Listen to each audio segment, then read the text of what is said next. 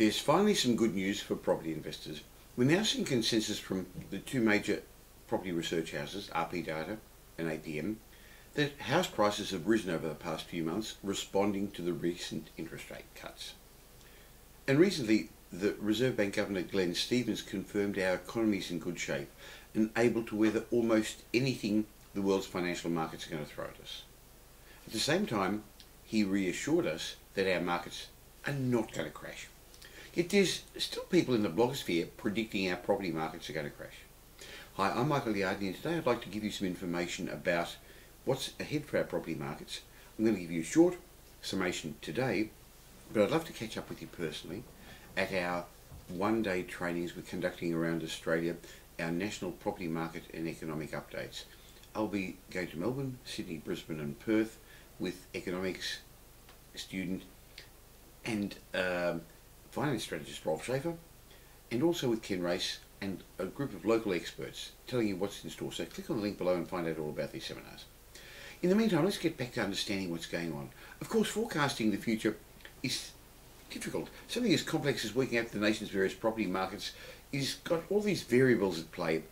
While many factors affect the country's property prices in the short term though, things like interest rates, supply and demand, market confidence, the long-term prospects of property are really much easier to forecast because they're affected by two main factors.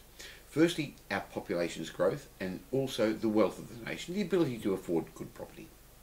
In Australia, the future of our population growth is a given. I'll explain that in a moment. And as a matter of fact, so is our increasing wealth. And this is positive news for the continuing growth of property prices. Look, let's look into this in a bit more detail for a moment. Let's look at our population. It's estimated currently to be at 22,900 or 1,000 so people, close to 23 million, sorry, not 22,000, 23 million people close to. And while the population growth has eased back slightly, there's still around 300,000 people coming to Australia, calling Australia home, which means we're amongst the fastest growing developed nations. This is in part due to our natural growth, we're having more babies, but we're also getting strong overseas immigration. The fact is, Australia's population is going to keep getting bigger and bigger under all the realistic scenarios that the government's come up with. Population growth is going to happen, that's a certainty. The other thing that's going to happen is that our population is ageing. Now, I know last year this gave overseas demographer Harry Dent the opportunity to suggest that our ageing population and the lack of spending that comes with that is going to cause the next depression. He cited the fallout of the baby boom in Japan, which went wrong there, where the number of retirees escalated beyond the number of working age citizens. Obviously that affected their economy.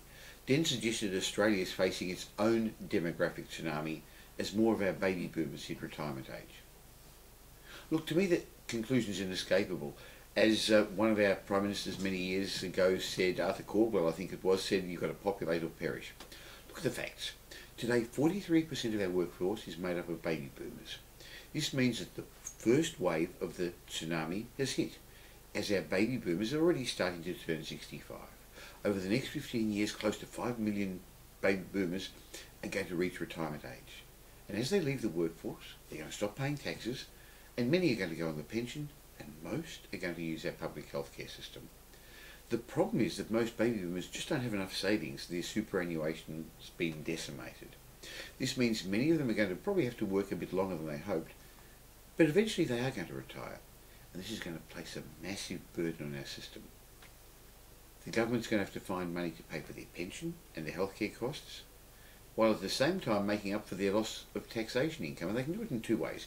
Either they can increase the taxes for the workforce, obviously that'll be political suicide, or they could increase the size of the tax-paying workforce by importing more young workers.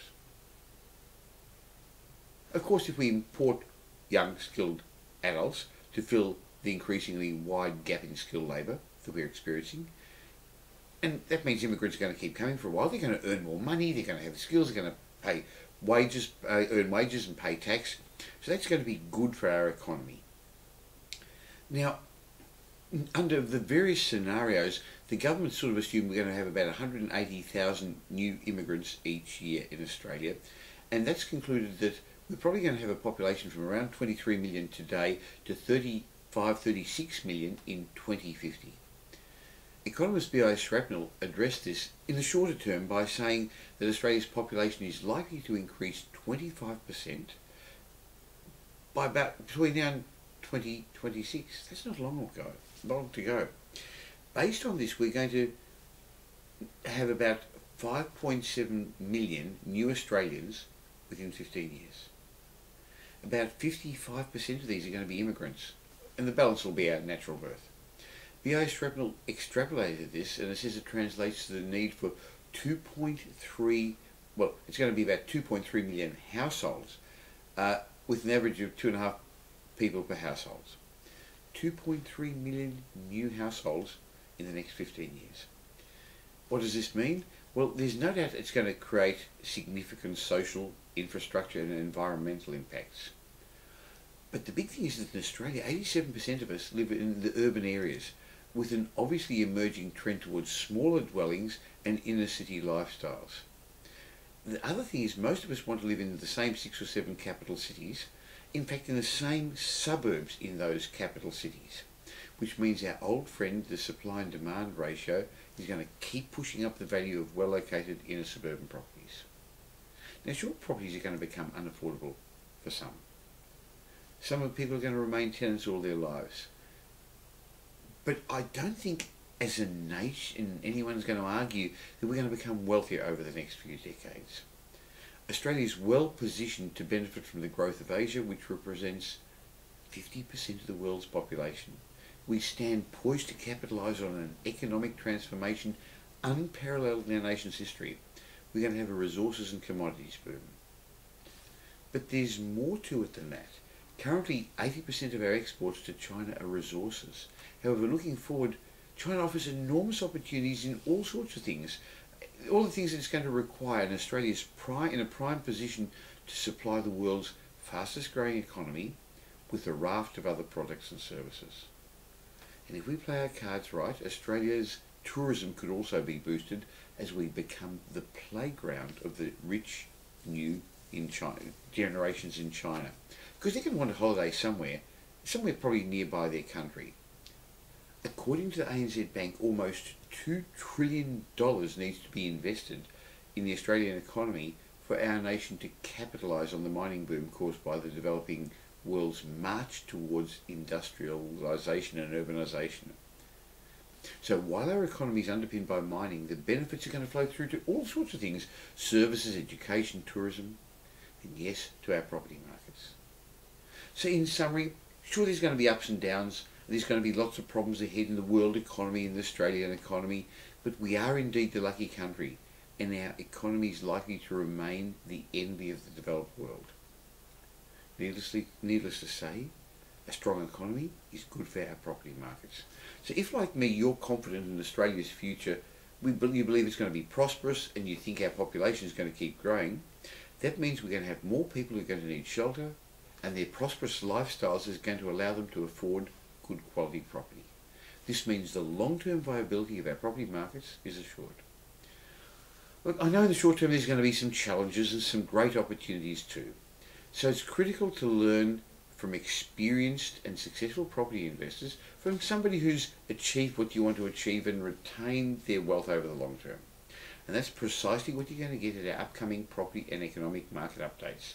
These seminars are going to be running around Australia in the next month. I won't be conducting anything like this again until well into next year, so please click on the link below and find out all the details and reserve your place now. I'll be joined by economic and finance specialist Rolf Schaefer, accountant Ken Race, as well as local experts, and we plan to give you some straightforward, honest answers to improve your property performance this year and into the future. So reserve your place. I look forward to seeing you on the day.